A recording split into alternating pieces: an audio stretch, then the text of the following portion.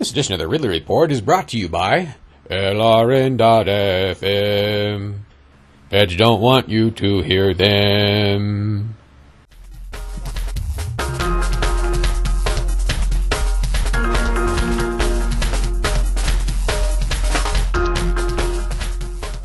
Hello, this is Ron Paul with your weekly update for March 5th.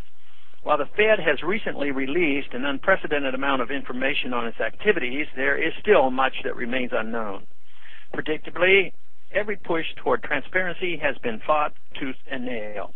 It took disclosure requirements enacted within the Dodd-Frank Act to get the Fed to provide data on its emergency lending facilities.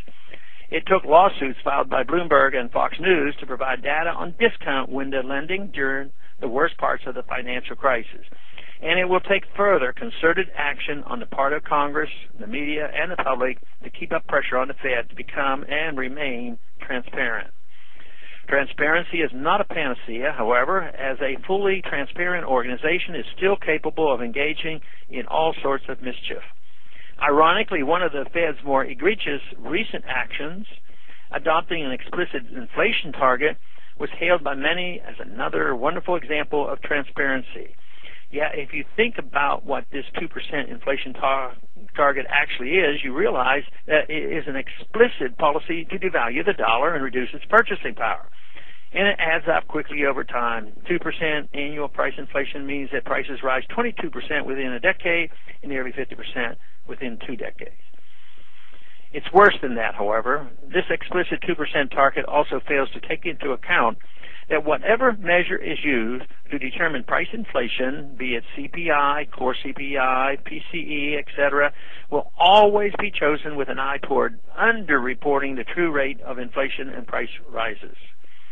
Pressure will be exerted on those calculating the price indices so as not to alarm the public when prices begin to accelerate. Of course, government officials claim that price increases do not affect the average American because they can always substitute hamburger for steak or have cereal instead of bacon to protect their family's budget as prices rise. But the American people don't overlook the fact that their quality of life has suffered because of the Federal Reserve and price inflation. What will they substitute when hamburger and cereal go sky high? The Federal Reserve continues to keep interest rates low in hopes of boosting lending and consumption. But keeping interest rates low and zero discourages savings. Why stick money in a savings account earning 0.05% if it guarantees to lose at least 2% every year? The Federal Reserve created the largest debt bubble the world has ever known with these sorts of policies. The extended zero interest rate policy only eviscerates thrift and savings, the true building blocks of prosperity. Capital will continue to be depleted, infrastructure will fall into disrepair, and the United States will be a mere shadow of its former self. It is well past time to end the failed monetary policy that encourages this mistaken preference for cheap money now, rather than real wealth in the long run. Transparency and a full audit of the Federal Reserve is a start and something we must continue to pursue. And if those in power don't have the stomach to bring the Fed out into full daylight, the American people deserve at least the right to conduct their economic transactions in the medium of exchange of their choosing. Thanks for calling this update. New update is placed on this number, 888-322-1414, every Monday. The written text can be found on my website, www.house.gov/Paul, under the heading Texas Straight Talk. Thanks for calling.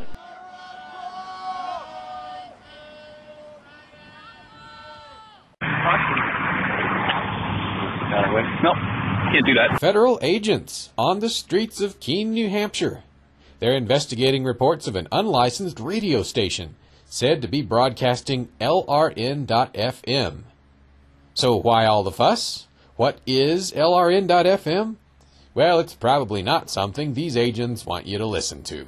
It's a 24-hour news talk broadcast, all pro-liberty. A true authoritarian free zone.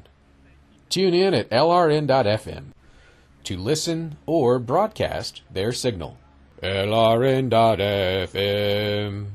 Feds don't want you to hear them.